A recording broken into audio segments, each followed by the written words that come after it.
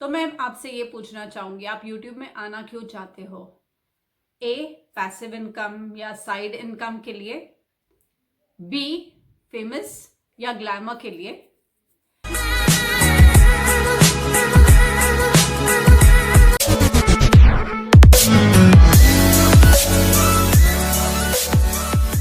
Hello and welcome to my new vlog of Latak Matak. I hope you guys are doing excellent.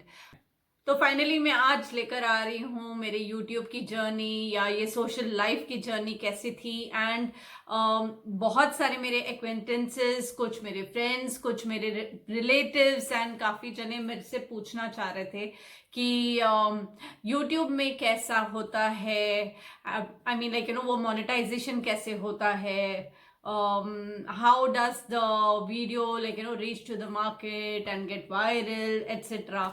तो मैं आज ये full vlog उसी के ऊपर डेडिकेट। यूट्यूब में एग्जैक्टली वीडियोस डालना ही पूरा नहीं होता है या एडिटिंग डालना पूरा नहीं होता है। So in this vlog I am going to explain you the whole process.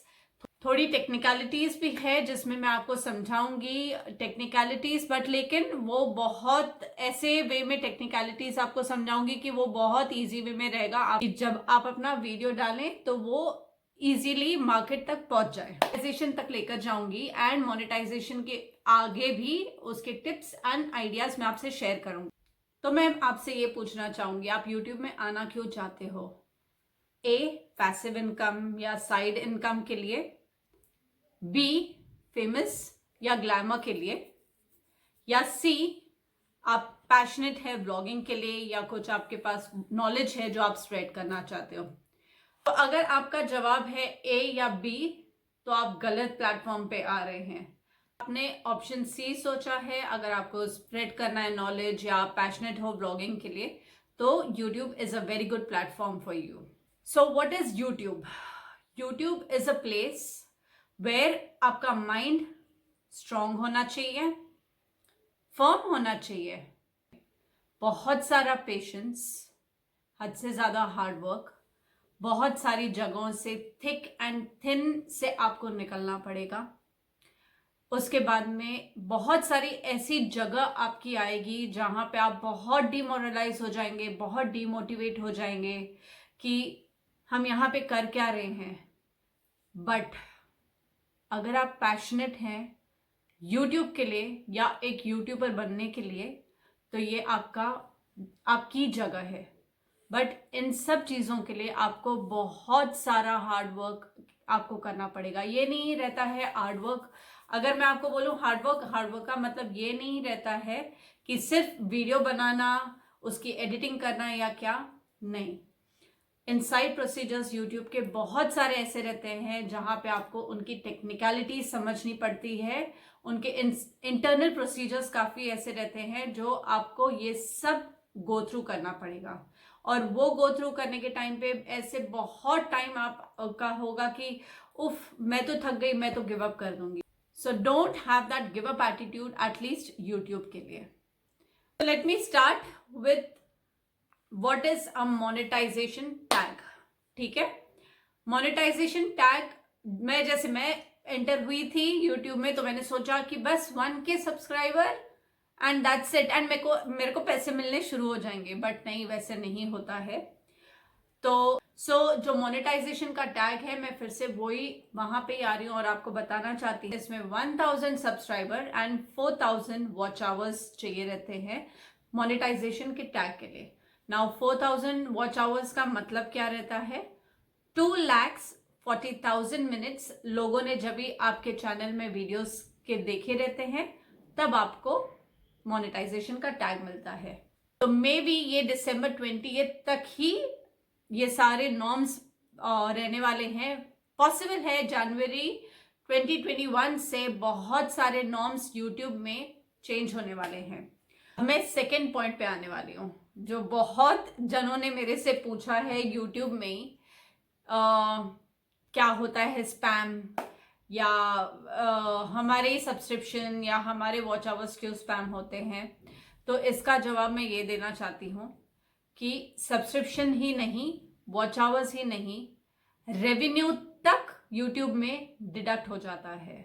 बार ऐसे हो जाता है, जो भी यूट्यूबर्स रहते हैं वो डीमोटिवेट हो जाते हैं एंड बोल देते हैं बस अभी हम लोग को और नहीं करने हैं यूट्यूब के वीडियोस। पर कम से कम आपको 1 ईयर लगता है, जो चैनल रहता है उसको फुल ऑन मार्केट में आने के लिए कम से कम 1 ईयर लगता है कि आपका चैनल प्रॉपरली एक सेटअप हो जाए यूट्यूब में। अब मैं थर्ड और मेन पॉइंट पे आना चाहती हूँ, which is called as keywords and thumbnails, titles, ये भी मैं बोल सकती हूँ। अब ये दो तीन वर्ड्स जो मैंने आपको बोल दिए, ये है क्या?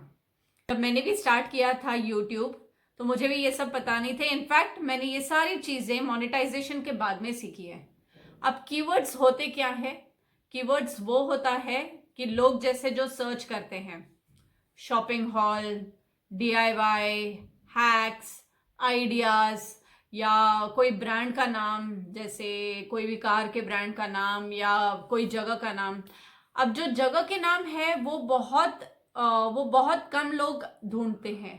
लाइक वो पर्टिकुलर एरिया की, जैसे मैंने रिसेंटली एक गई थी मैं सेंटर ऑफ मयूर का एक जो जगह है यहाँ पे 0 किलोमीटर्स, मैंने वो जगह का नाम डाला, बट वो वीडियो को इतने सारे व्यूज नहीं मिले। द रीजन वाई, बिकॉज सिर्फ जो वो पर्टिकुलर जगह को ढूंढना चाहेंगे सिर्फ वही वो जगह को ढूंढेंगे, rest full world is not going to search for that, right? तो इसके लिए कीवर्ड्स आपके टाइटल्स में होना is very very important, specially monetisation के बाद। कीवर्ड्स क्यों इंपॉर्टेंट रहते हैं? ये जो आपके मोनेटाइज जब हो जाता है तो उसके मोनेटाइजेशन के बाद में एक आता है CPM। CPM का मतलब रहता है कॉस्ट पर माइल, ठीक है? तो अब ये जो टेक्निकलिटीज रहती है ये तब यूजफुल रहती है आफ्टर मोनेटाइजेशन, बिकॉज जितने लोगों ने वो टाइटल्स को सर्च या वो वर्ड को सर्च किया रहता है उसके ऊपर आपका CPM जनरेट होता है। आपका रेवेन्यू, इसके ऊपर रेवेन्यू नहीं जनरेट होएगा पर आपका एटलीस्ट वो रेवेन्यू जो है उसके ऊपर जनरेट होता है।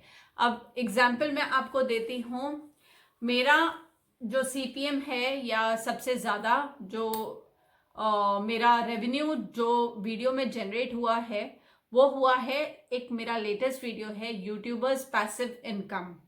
अब इसमें क्यों मेरा जनरेट हुआ है? The reason because YouTuber, income, ये सारे टाइटल में मैंने यूज किया है मेडिकल वर्ड, देन दूसरा मैंने एक वर्ड यूज किया है स्पेन। तो ये सब जो भी टाइटल्स में मैंने वर्ड्स यूज किए हैं ये बहुत सारे लोग में भी पॉसिबल है कि वो सर्च करते रहेंगे यूट्यूबर, इनकम या क्या, तो इसकी वजह से मेरा जो CPM है वो सबसे ज्यादा यही वीडियो में दिखाई दे रहा है। तो काफी जनों को लगता रहेगा कि हमारे इतने सारे व्यूज हो गए हैं तो इसके ऊपर हमारा इतना रेवेन्यू आएगा, या इतने सारे सब्सक्राइबर्स हैं तो उसके ऊपर हम लोग का रेवेन्यू आएगा, या इतने सारे व्यूज हो गए हैं मेरे वीडियो में तो इतना हम लोग को रेवेन्यू मिलेगा। बट नहीं, मेरा इनफैक्ट एक वीडियो है जो 3000 व्यूज के ऊपर है बट स्टिल उसका रेवेन्यू इतना नहीं दिखाई दे रहा है जितना कंपैरेटिवली मेरा एक दूसरा वीडियो है जो बिगेस्ट मॉल है या यूट्यूबर्स पैसिव इनकम जो मैंने अभी आपको बताया था, ये वाले वीडियोस में मेरा इनकम ज्यादा दिखाई दे रहा है। नाउ द रीजन वही आता है क्योंकि इनमें जो वर्ड्स यूज किए गए हैं वो वर्ड्स के वजह से मेरा रेवेन्यू उसका जनरेट होता है। तो कैसे जनरेट होता है? वो जनरेट होता है जो गूगल एडसेंस रहता है वो आपका रेवेन्यू जनरेट करते हैं आपके कीवर्ड्स पे। दैट्स द रीजन आपके keywords are very very important for your titles. अभी फ्रैंकली मैंने एक दो यूट्यूबर्स को देखा है जो हमेशा अपने टाइटल्स के पीछे NRI ब्लॉगर हमेशा हर टाइटल के पीछे उनका NRI ब्लॉगर लिखा हुआ रहता है। तो मैं हमेशा सोचती थी कि बार बार ये सेम वर्ड क्यों यूज कर रहा है। फिर मैंने उसका आइडिया निकाला, तो जितनी बार वो टाइटल्स में NRI ब्लॉगर है और जितनी बार लोगों ने वो NRI ब्लॉगर जितनी बार सर्च किया रहेगा उसके सारे वीडियोस में उसका उतना रेवेन्यू और जनरेट हुआ रहेगा एंड उसके वजह से उसको और इनकम बढ़ी रहेगी। ये 3-4 टिप्स जो मैंने आपसे शेयर की है ये आपके YouTube जर्नी में बहुत यूजफुल होंगी एंड से बोलना चाहूँगी, YouTube life is not at all an easy life. So अगर आप यूट्यूब में आना चाहते हैं तो आप प्लीज़ ये सोच के मत आइए कि सिर्फ आपको बहुत सारे पैसे मिलेंगे and you will become very rich in YouTube. नहीं, come to YouTube only for your passion. I wish lot of luck to all my acquaintances, friends जो भी YouTube में आना चाहते हैं। Best of luck for your YouTube journey. And although मैं एक YouTuber नहीं बन गई हूँ, but this video was very important for like you know ये वीडियो बहुत important था बनाना एंड डालना, ताकि ये थोड़ी जो भी नॉलेज मैंने यूट्यूब में गेन की है वो सब मैं नॉलेज आपसे शेयर कर सकूं।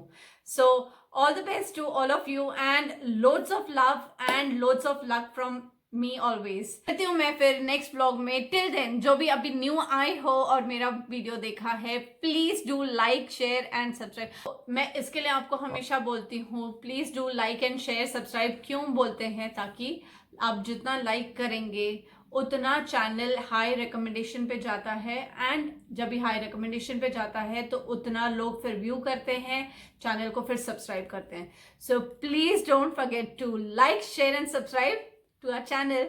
ठीक है, मिलती हूँ मैं नेक्स्ट व्लॉग में। टिल देन बहुत सारा प्यार and I meet you in my next vlog, कुछ ना कुछ और इंटरेस्टिंग लेकर।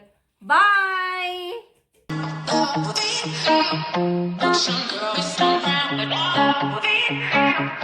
Some girls